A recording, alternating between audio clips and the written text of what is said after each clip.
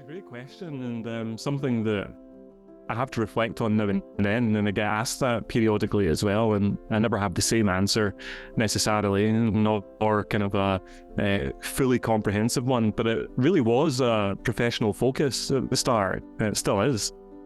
I decided to leave Scotland when I realised that actually a career in the field of education can be quite mobile and it can be quite international, which was partly a surprise to me. And what I realised was that through doing a bachelor's degree in primary education in particular, I was always fascinated by the role of policy and of systems. And then when I was out doing my teaching practice, and then when I started out as a teacher in Scotland as well, I was very acutely aware of how much of an influence what was happening in spaces of policy and of politics was actually having on the day-to-day work we could do in classrooms. And at that time, when I graduated and started my first years as an elementary school teacher, I was teaching the equivalent of grade 1, grade 2. And I realised that a lot of the serious challenges that the families and the children that I was working with were facing were issues that required different forms of advocacy. But I was also very acutely aware that that advocacy had to come from an informed standpoint. So I was thinking about what sort of learning I was able to engage.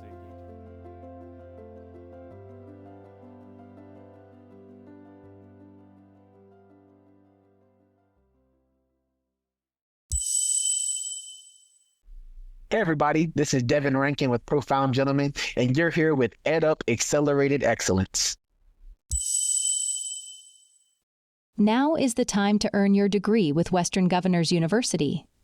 WGU is an online accredited university that specializes in personalized learning and making higher education accessible for as many people as possible. With courses available 24/7 and monthly start dates, you can earn your degree on your schedule. You may even be able to graduate sooner than you think by demonstrating mastery of the material you know. Make 2025 the year you focus on your future. Learn more at wgu.edu. Welcome to EdUp Accelerated Excellence, the podcast for the advancement of educational excellence and equity. I am your host, Jacob Easley II, PhD, PMP. And in this episode, we sit down with Dr. Paul Campbell, and we're going to talk really about the importance of leadership and leadership development from a perspective of research and practice. So, Paul, would you please introduce yourself to the EdUp Accelerated Excellence community, giving voice to your name as only you can, and just give us sort of that general byline of where you are right now and what's top of mind for you. Okay, well, thanks so much, Jacob. And first of all, thank you so much for having me. It's a real pleasure to be here and to be chatting with you today as well. I'm Paul Campbell. I'm an assistant professor at the University of Hong Kong. I'm an assistant professor of educational administration and leadership. And what I'm working on just now is primarily focused on leadership and policy in the context of the Hong Kong public education system. I'm really interested in how we understand what it means to lead, to be a leader, to exercise leadership in both complicated but also quite saturated policy spaces. This is something that's been of interest to me from a scholarly perspective for a long time, but also I used to be a school leader in Hong Kong. I was a vice principal of an international school, a school that I worked at for about 6 years before moving into higher education. So I've been in Hong Kong as a total of 8 years. And prior to that, I was a primary school teacher and leader in a school in Barcelona. Prior to that, was in Australia. And then originally, hopefully you can hear from the accent, I was from Scotland. And that's where I started out my career in teaching. Where in Scotland, by the way? Excellent question, because the accent can be deceiving. I'm from Glasgow. So Glasgow is where I studied as well. And I went to school, I grew up. And also that's where I did a Bachelor of Education in Primary Education, started my teaching career, and also that's where I did my master's degree and my doctoral degree part-time from Hong Kong as well. Wow, Glasgow, that's a lovely city. Absolutely. It reminds me, Glasgow was the first place we met. That was our first time. Yep, at the International Congress for School Effectiveness and Improvement, and we'll get into that. Absolutely. So, Paul, you've worked as a teacher, a vice principal, and an educational leader in Scotland, Australia, as you mentioned, Spain, and now in Hong Kong. What first inspired you to take your work in education across different countries?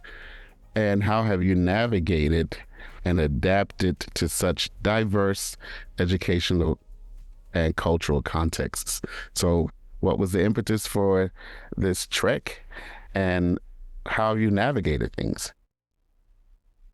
It's a great question, and something that I have to reflect on now and then, and I get asked that periodically as well, and I never have the same answer necessarily, not or kind of a fully comprehensive one, but it really was a professional focus at the start, and it still is.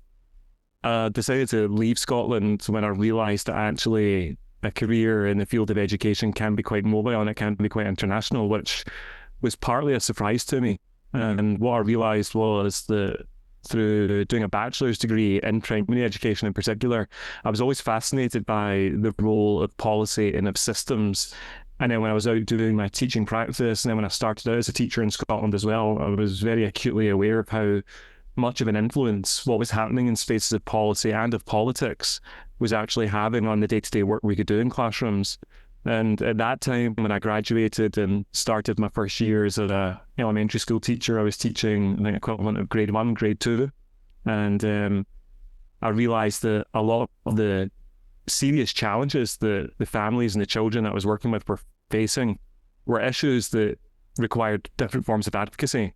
But I was also very acutely aware that that advocacy had to come from an informed standpoint. So I was thinking about what sort of learning I was able to engage in that would help me with that, not just in my practice day to day, but also the advocacy that I could engage in too. So that's why I started off, first of all, doing a Master of Education part-time as soon as I started teaching. But then I also realised that what Scotland was trying to do from an education policy perspective was really interesting. They'd just had a national debate on education that resulted in a brand new curriculum framework, really interesting implications for how schools were held accountable, but also the nature of not just curriculum, but also the pedagogical practice. But what I was realising was that in many ways it was becoming a rebranding exercise rather than something transformative for our children and young people and families too. So basically, the long story short is I decided that I wanted to go and explore what other systems were doing. And I thought the best way to do that is going and being immersed in these places and systems. And a big part of that was also taking the opportunity to spend extended periods of time there. So I was quite intentional about the schools that I was going to work in. I was happy to be in kind of partly public, partly private systems, but an emphasis for me was public education. And also, for example, when moving to Spain as one example, an important part of that was learning the language, being immersed in that and taking the opportunity to connect and learn. And that's been a common feature. And each time I've moved somewhere new, I've kind of been thinking, okay, it's maybe 2 or 3 years, and then I'm going to come back and do something in Scotland. And I arrived in Hong Kong 8 years ago now, and it's become a home. And I realise as well, though, that influence and advocacy is possible in different places and spaces, and is needed in different places and spaces too, which is why I've made a home in Hong Kong for now, and it'll be the foreseeable future as well, I think. Yeah, that really is amazing. You know, you touched on something that I wanted to ask you about. So as I was reading some of your work, I wanted to ask about the research process, because admittedly, I'm in administration now, so I don't get to engage in as much research as I would like. But I think some of that that itch remains. But you talked about, even as a teacher, thinking about policy and politics from the classroom and thinking about advocacy, looking at systems. So when you think about research, what criteria, if any, help you to solidify a decision that, yes, I'm going to now go down this rabbit hole researching a particular topic? So because there are always many questions that come to mind. So how do you decide on you're going to take this particular focus? Is it a gap in the literature, or is it something that you've a response to what you're seeing in the field from practice? Yeah, I think there's, I guess, 3 elements to that I'm constantly thinking about, where there's space and opportunity for contribution in terms of scholarship, where there may be a gap or a space. But something that's always kind of driven me, and something that I'm regularly thinking about, is the professional logic, I guess is what I would call it, in terms of, do I recognise that this is something of relevance, importance, based on my own anecdotal experience and my kind of reflections on my time in practice. But that logic element is also, I think, heavily informed by my regular and sustained engagement with schools, with educators, with school leaders. That's something, as soon as I moved into higher education, I made a point of at least every 2 weeks visiting a new school, particularly tried to learn the new kind of elements of the Hong Kong public education system, which I was less familiar with, having been a leader in an international school here. And then I think the third element is also being quite acutely aware of how all this relates to what's happening in broader spaces of public policy development and the role that education could and should be playing there. And I guess being really aspirational is a part of that. I remember the program director for our undergraduate thesis program when I was doing my Bachelor of Education, what said to us repeatedly, remember, you're not Florence Nightingale. And I was sitting there thinking, what if I am though? Like, what if I could be? And why should we not be trying for that? Right. So I always hear that voice, and that's always part of me saying, right, remember, be aspirational here. Yes, this might be the scope of what you can do and what you're going to be able to achieve, but you're aiming for the sky with what you're doing. So that also makes me think about kind of beyond what's the contribution, what are my aspirations for how we support educators, school leaders, families, or children that we're working with, but also could this be field changing or defining contribution as well. So I'm constantly thinking about implications for practice policy, but also, particularly in a space like Hong Kong, a really unique and complex system, what potentially are the theoretical and conceptual advancements in the field that are possible through this work. And that's something that's constantly in the back of my mind, and also something I'm really encouraging doctoral and postgraduate students now as well to be really thinking carefully about. Our field is at a position, I think, when we talk about education leadership broadly speaking, but you could apply the same to educational change or school effectiveness, school improvement, that we've been able to achieve so much. But I read Michael Fullan's, I think, 5th edition of The New Meaning of Educational Change recently. And I think one of his really important reflections was, okay, we've been researching this for decades and we're still having serious issues with equity, with sustaining change. What's happening? And so I think that's my big reflection, is that we also need to be aspiring to something big and drastically different, because we've reached so far, but we've still got leaps to make as well. So I really appreciate this idea of a professional logic. I had never thought about it in that way. And also to be aspirational. So as you were talking, I started thinking about these sort of, I'm going to say, support bookends that kind of keep all the books, in a stately fashion. But so what I'm hearing, though, is that, yes, you want to be able to contribute. That's sort of being aspirational. Thinking about what possibilities exist, but also that notion of professional logic. You started with talking about something that resonates with you, and it just, to me, that resonated as, in some ways, any project, particularly research, and I would say even policy and politics that folks take up, are still influenced by personal experiences. So we tend to gravitate towards things that we can relate to in some ways, or as you talked about earlier, having questions through observations that boggle you. But you find that what boggles you has some relevance in how you think about the world and how you think about social or political conditions. And you can refute that or add to it, but that's no. I think that's spot on, Jacob, and that's the thing that I reflect on a lot when I'm saying about kind of this professional logic and connecting to personal experiences.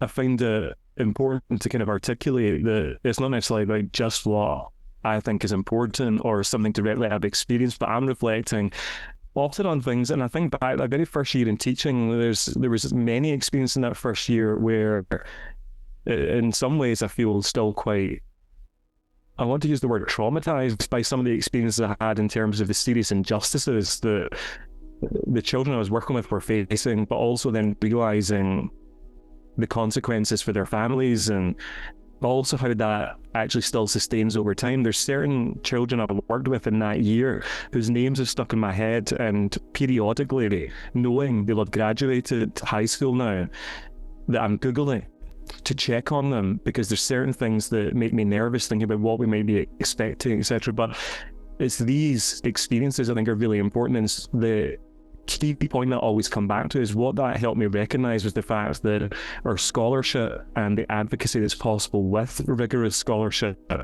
relies on connecting the dots. So we can't be doing that in isolation. It's about connecting that to understanding not just the complexities, but the nuanced realities of what's actually happening in practice, who we need to be speaking to understand that with much more sophistication, to then think really carefully through our well-established and growing and changing networks of influence that we might have, to then actually have some sort of influence or engage in different forms of advocacy. And I think you're absolutely spot on that so often, no matter what space that we're dominantly working in, whether that used to be for me and maybe for you as well, of course, in a site of practice, now is predominantly in the academy, perhaps at some point it'll be in a space of policy or politics, we're always going to be connecting back to those kind of values-related pivotal experience or critical incidents that will inform the work that we want to do. So I think you're spot on. I agree. And as you talk, and this is what I'm realizing in a very, I don't want to say this, in a cognitively alert way, why I like you so much. As you talk, I realized, I think we had pretty much perhaps the first or similar first year experiences as teachers. And I'm sure what it speaks to anyone out there who's listening, teaching changes you. Teaching changes your sense of humanity. Teaching changes how you think about issues of equity, how you think about the world. But I want to ask you, because there are folks who are listening who are probably wondering how they might make this leap. But how do you make the leap from classroom teacher into school leadership and ultimately into the academy?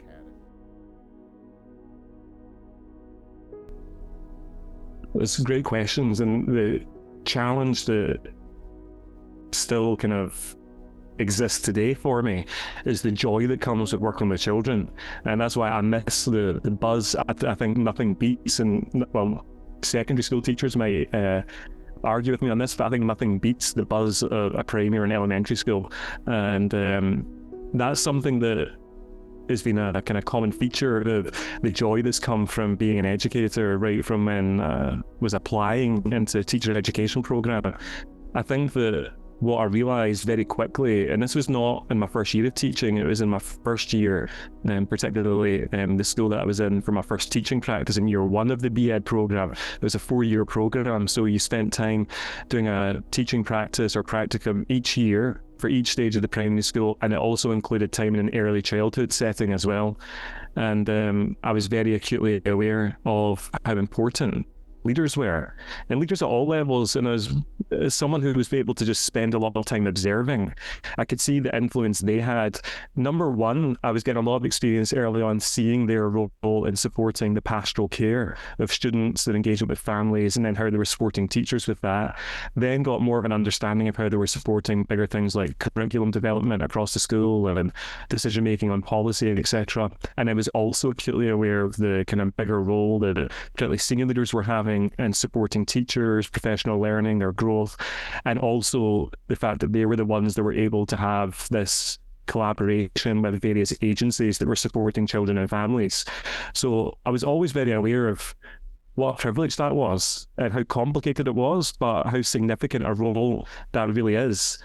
And then also with those varied experiences, surprise, surprise, you realise very keenly how important the right people doing those jobs are. Because if it's not the right person or it's not the right people, that has huge consequences as well.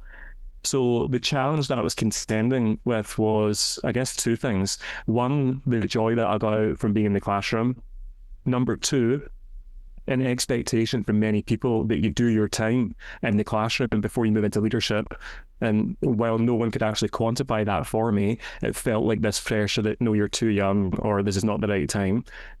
And what I realized was, do you know what? I can recognize where my sphere of influence expands to. I recognize what expertise or what networks or what collaboration is going to be necessary to help me have that influence. I'll just keep working on that.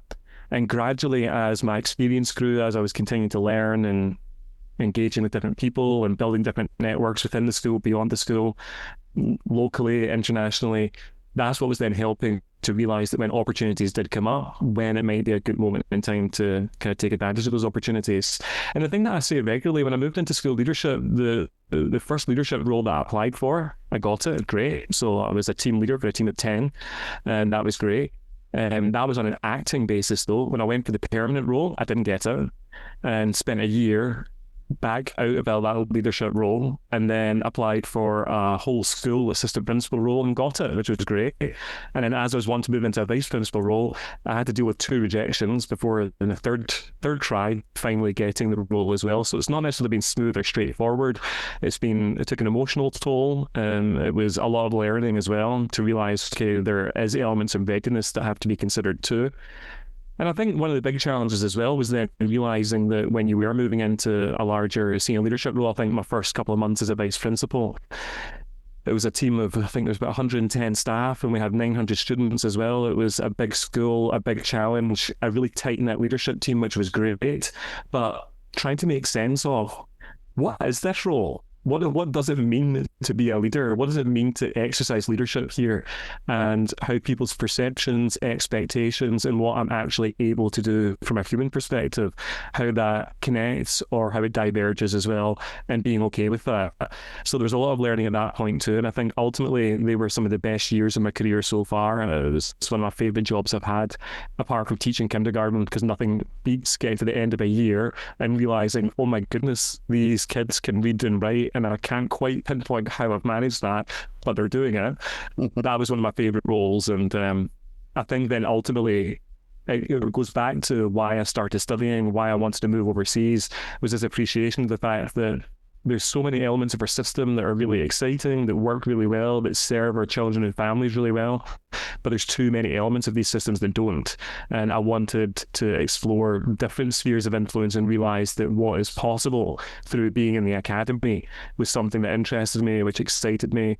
Was not an easy transition either, because it's almost like you're starting a career all over again. And some colleagues in some places in the academy will appreciate the fact that you bring this breadth of expertise from practice, and others don't necessarily. And there's also the challenges, which you know well, in terms of establishing an academic career and moving on to tenure track, and the pressures and expectations that come with that. So these have all been challenges, but I try and just regularly bring it back to the kind of intention and purpose behind why I came into education in the first place. And that's something that really does transcend role, context, system, and helps me kind of navigate those challenges too, I think. I think that's a very good lesson for all of us. And I appreciate you addressing the challenges, because when you have when you have mounted those and you have surpassed the challenges, we often forget them because we have new contexts and new situations that we're facing. So as you mentioned, the best years so far, we often romanticize some of the past. But I appreciate that idea of the challenges. So it's not a straightforward, a linear process in this progression. But you mentioned as you ended, is reminding folks to remind themselves of their why. So what is your core purpose for doing this work? And I think that's important. Now is the time to earn your degree with Western Governors University. WGU is an online accredited university that specializes in personalized learning and making higher education accessible for as many people as possible. With courses available 24/7 and monthly start dates, you can earn your degree on your schedule. You may even be able to graduate sooner than you think by demonstrating mastery of the material you know. Make 2025 the year you focus on your future. Learn more at wgu.edu. So We're speaking with Dr. Paul Campbell, who is Assistant Professor of Educational Administration and Leadership at the University of Hong Kong. He has published many articles, but we're going to talk about two today: conceptualizing collaboration for educational change and reframing teacher well-being.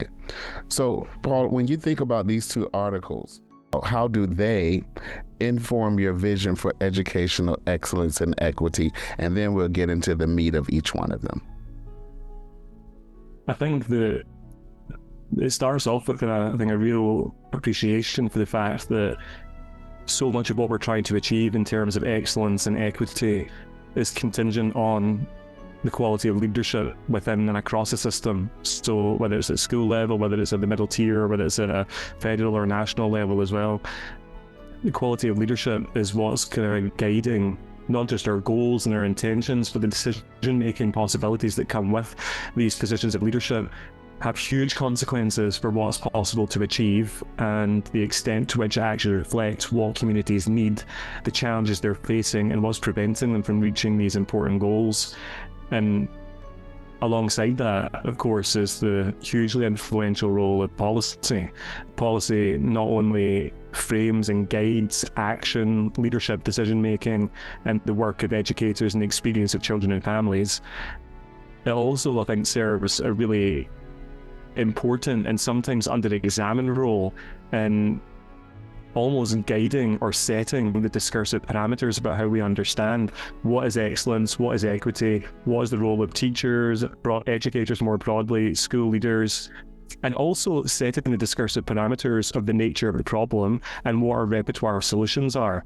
So without a critical examination, I think the word critical is critically important here, is that without that critical examination, we can't uncover the power of these discursive parameters and what's chosen to guide spaces of policy and practice in the pursuit of excellence and equity. So that's very much what I think is reflected in these pieces of work, but also guides my work more broadly, as well as the work of others that are, of course, cited and influencing this work too.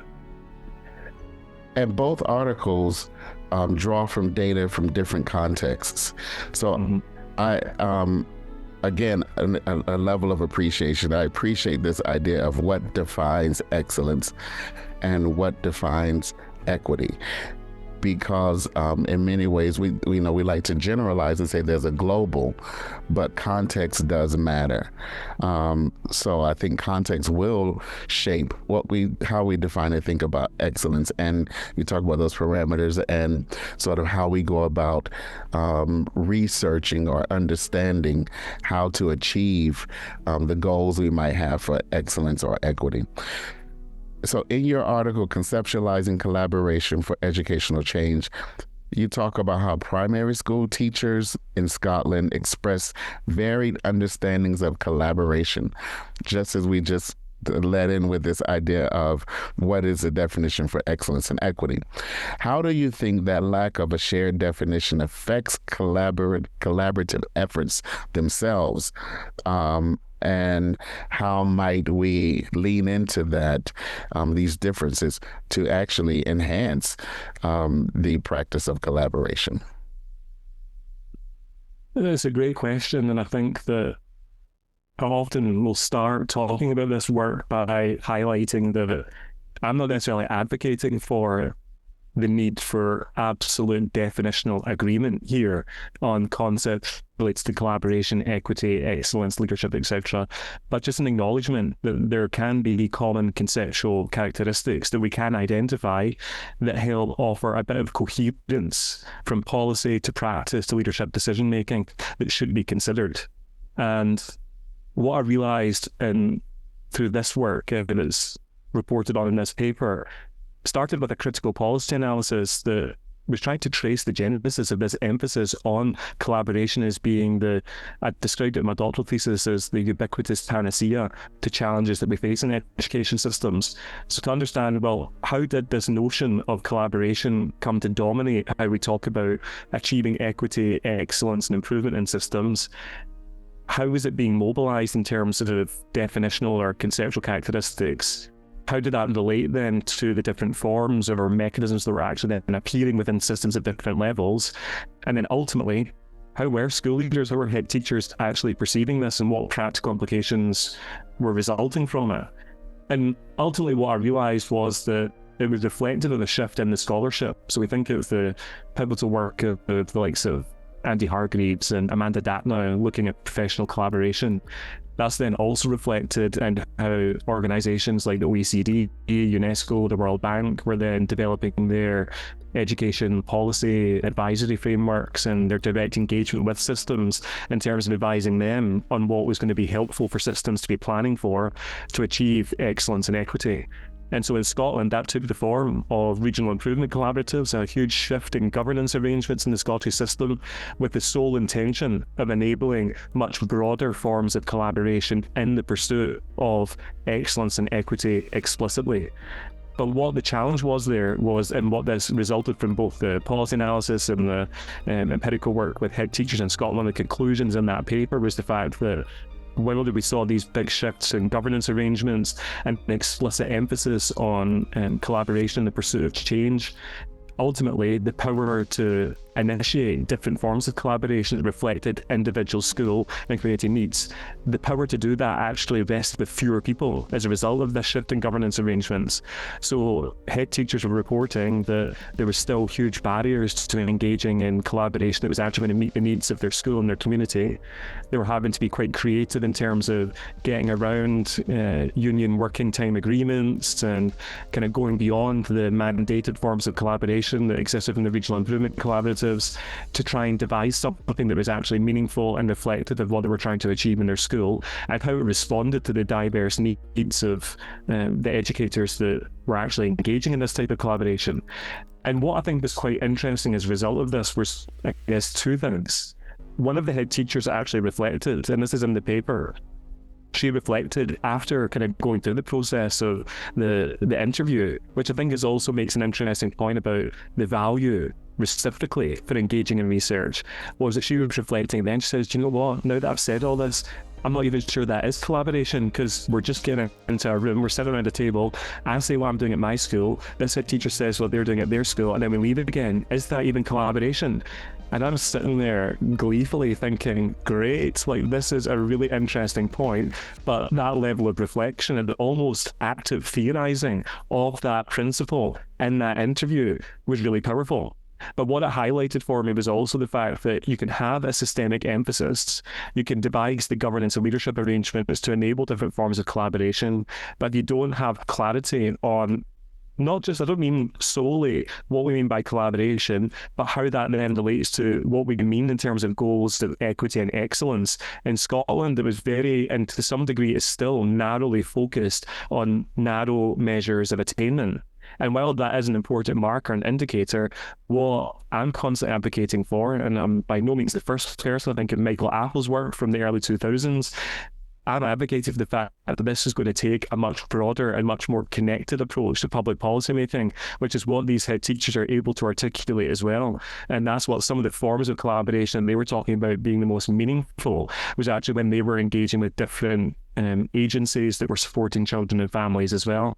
So I think what it did was, I've articulated in that paper the varied forms, drivers and influences on professional collaboration. It leads to genuine educational change in the pursuit of equity and excellence. But also, I think one remains are some big questions about how we understand and mobilise some of these different, not just mechanisms, but even the vocabulary markers that can have assumed understandings. And these assumptions could be dangerous if we actually do want to achieve the goals that sit alongside them. You know, as I listen to you, one thing is very clear, that your research, irrespective of the topic, leans into or aims to support a systems approach. So this idea of collaboration, and we began talking about working in schools, you know, you're often thinking about, as your participant reflected on, we come to a room and we give an update, but are we really collaborating? But that's often at the school level. And so it seems like really your work is speaking to this idea of what's happening in the classroom should connect to how we conceptualize what kind of supports, or we think about school level effectiveness, and then how the system, broader district, or however you want to, however your education system is organized, from municipality to national or federal level, how do all of those work in tandem for the goals that we seek to achieve? And I think that that's quite brilliant. So in your second article that we're going to talk about, reframing teacher well-being, you note that in Hong Kong, education policy often prioritizes student outcomes, while, and I'm going to say neglecting, but I'm using a soft N in neglecting teacher well-being in a wholesale manner. So why do you think that teacher well-being has been overlooked in a comprehensive way, and what would be a more balanced approach to think about the well-being, but also outcomes for students, and that being well-being for teachers?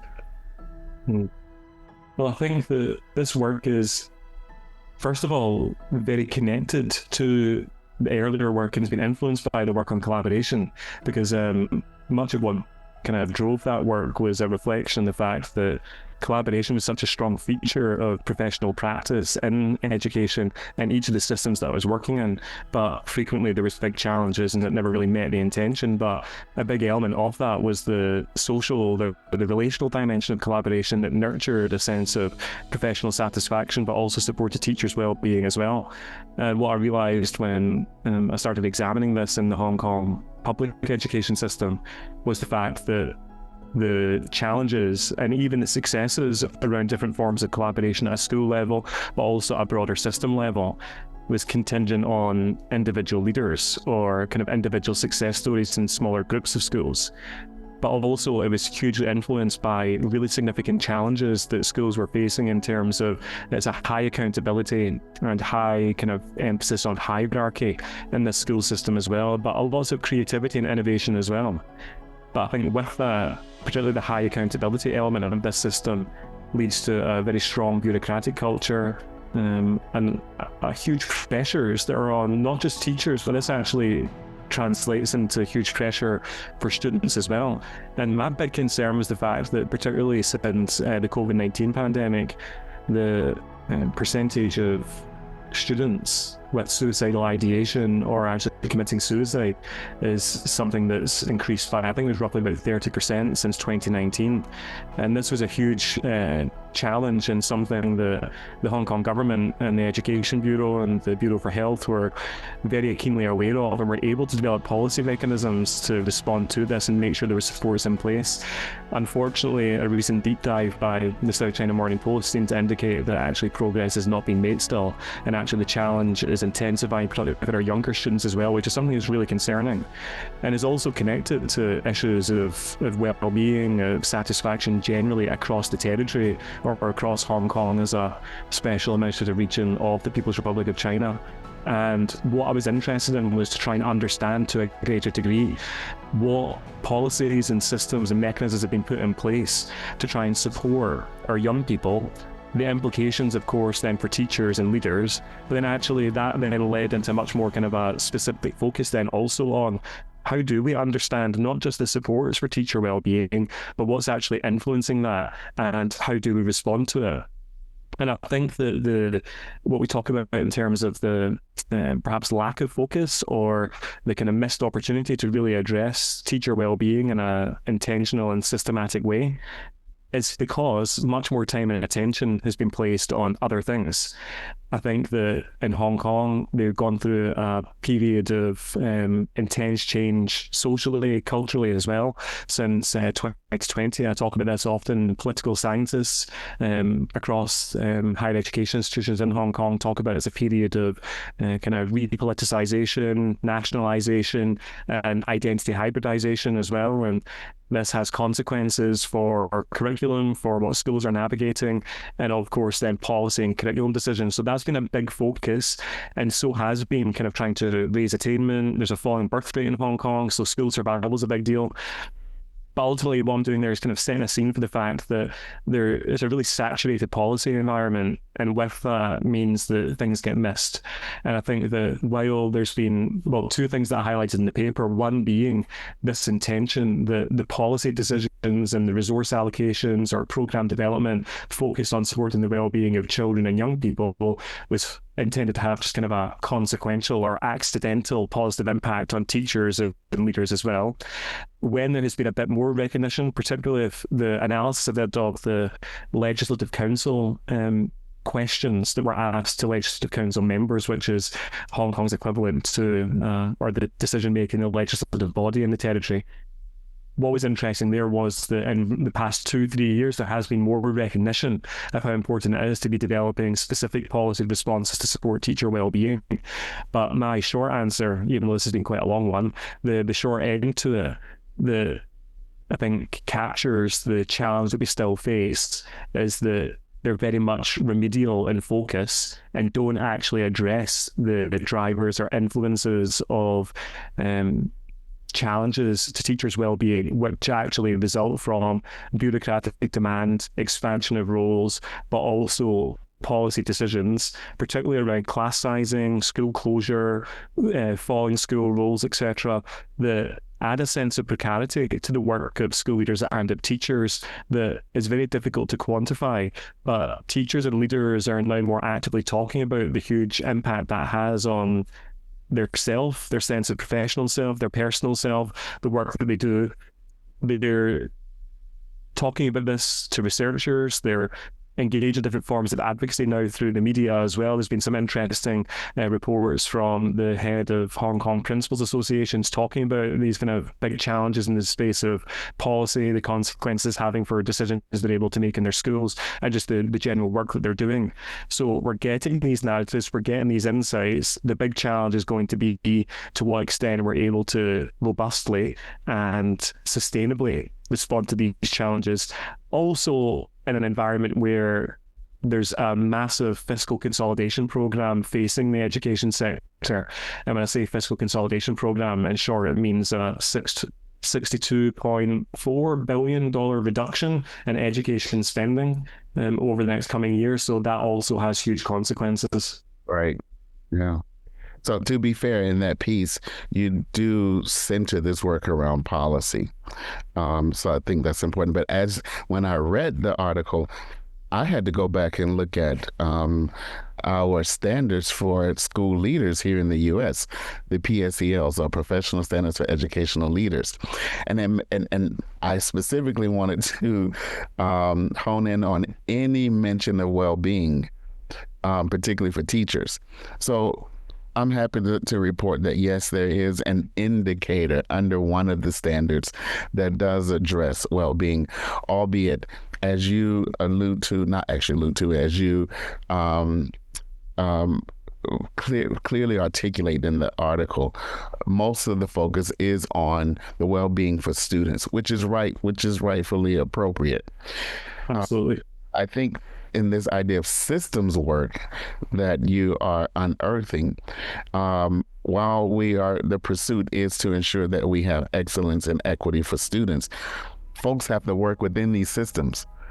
And so if folks, meaning teachers and leaders in this case, aren't able to experience the spoils of excellence and equity in the workplace and the core of their work, that diminishes the potential for the positive outcomes that we aspire for students. Jacob, I mean, that's spot on. And I have a great colleague, Robert McMillan from Scotland, and he used to always talk about the fact that teacher working conditions are student learning conditions, and that stuck with me quite a lot. But also this point, go back to my earlier point as we started this conversation about the professional logic that guides this work. There's very much a recognition. We all know we work in organizations, the majority of us, or work in groups or communities, that if we want to understand the challenges that we're facing or why we're not achieving certain things, we can't just look at decisions, or we can't just look at an individual process and then look at an individual outcome, or an outcome we don't want, or a lack of an outcome. We understand that from a systems perspective within that organizational context. I'm thinking back to when I was a vice principal and we were having challenges with when we were returning to school after the COVID closures, and thinking, right, we've got serious issues with reading attainment, we've got serious issues with X, Y, or Z. But then we can't just look at that in isolation. We have to understand the fact that, do we fully comprehend and understand the emotional toll that is on individual students coming back into school, the teachers that are trying to support them, what's happening within that team dynamic that's now moved from a virtual space to a physical space. My point being is that when we're trying to understand challenges of practice that we're facing at a more micro level within a school, or even in a classroom with our students, we're not just taking one part of a story. We're trying to build a complete picture and understand that story as a whole with all the different contributing parts and characters, potential storylines, etc. We test that, we see what the logic might be, and we try and make decisions based on that. But too frequently, in systems more broadly, we're not going through processes like that. And we can keep attributing that to the short kind of political life or time frame of legislatures, etc. But ultimately, this is a challenge that I think then guides me kind of now beyond what we've been talking about in terms of just a focus on policy within education, that there is a political element with a small p and a large p that needs to be addressed here, is the fact that part of the reasons why our systems aren't changing, why issues around excellence and equity, and particularly around injustice, still persist, is the fact that our approach to systems thinking and addressing systemic problems is still insufficient. And that's not the fault, I don't think, of scholars alone, or of policymakers alone, or of community members alone at all. It's again a product of our system and the extent to which it's interacting productively or unproductively. And without wanting to get into the depths of those conversations, I think it's important to acknowledge the fact that any decision we make, any problem that we're trying to address, I'm just very acutely aware that this is nested within bigger systems as well. So to whatever extent possible, I'm not just trying to acknowledge that, I want to examine the influences and drivers that are consumed within that, to hopefully unearth some other ways we might consider or understand these problems, and then whoever engages with this work, whatever influence it can have, hopefully within their spheres or scopes of influence, they're able to do something with that. So, Paul, I'm going back to your idea of professional logic and be aspirational. I think you've just laid out sort of the parameters, or you planted the seeds for your next book. You've heard it here first. I need to make sure that I've made some notes as well. So, yes, when you listen back to this, we're going to hone in on that section, because I think this might guide you into your next project. We're speaking with Dr. Paul Campbell, who is Assistant Professor of Educational Administration and Leadership at the University of Hong Kong. We are particularly at this point addressing his article, Reframing Teacher Wellbeing. Paul, will you please share with us what is next for you? What projects are in development or are on their way to the main stage, and how might the EdUp Accelerated Excellence community engage with those works and you? It's a great question. One of the projects that I've been able just to get some funding for, I call Being and Becoming a School Leader, Transitions, Sustainability, and Next Steps. And I think what's been really important about this project, I think, is wanting to develop a more sophisticated understanding of the complexities of not just what it means to lead, to be a leader, and to exercise leadership, which I've talked about a lot in this conversation, but actually to think about, okay, what are some of the challenges as leaders in the very different forms they can take, from a community, from a school classroom level to a broader system level. What are some of the challenges they face as you take on these different roles, as you transition into them, and how do we support these leaders' sustainability in these roles, I think, is what's really important. And what excites me about this work, and what I hope to gain from engaging with this community and also communities in lots of different spaces, is the fact that there's no one answer to this, but the more insights we have from localized perspectives that help us to conceptualize, to theory build, but also to examine some of the complex practical realities of what this looks like, won't just enrich our understanding, but what I really hope is that it highlights different possibilities of what we can be doing in our schools, in our systems. And I think importantly, what these stories, by centering stories of leaders and the different forms they take in our communities and our schools as well, that should hopefully give us some better insight into the challenges and the affordances of different drivers or influences in policy spaces to make our systems better. And ultimately, that's the crux of this project, and I think the crux of perhaps the conversation that we've had, and also what ties our different communities together, is this fact that we do recognise amazing things happen in our systems. Amazing things are possible if our systems were even better. But without centering the voices of members of these systems and communities, we're not really going to understand the complex realities of how we even go about actually trying to change that. And I think one final point I'd say is that this has very much been influenced by work that I've been doing looking at principles in particular. One project that maybe in a future conversation we can talk about as a publication that's hopefully just about to come out in a few weeks, looks at principles life histories in relation to education reform. And I've engaged in this work in Hong Kong. Amanda Datnow and Vicky Park have engaged in similar work in California.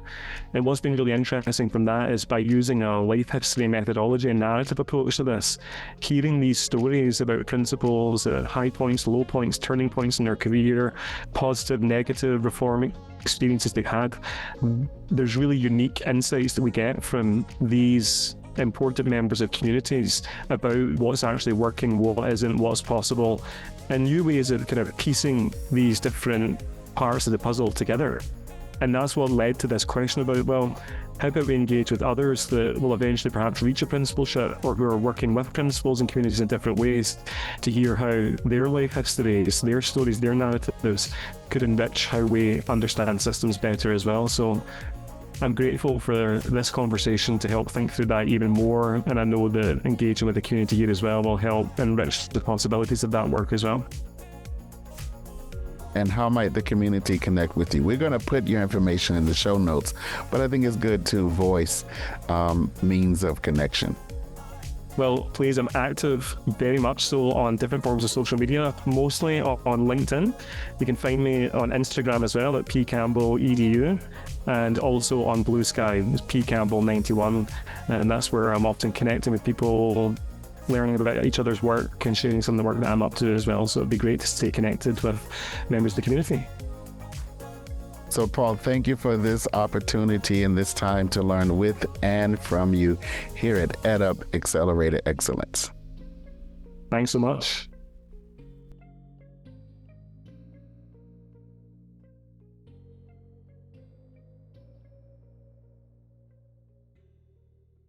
Thank you for engaging with EdUp Accelerated Excellence, a member of the EdUp Experience network of educational podcasts.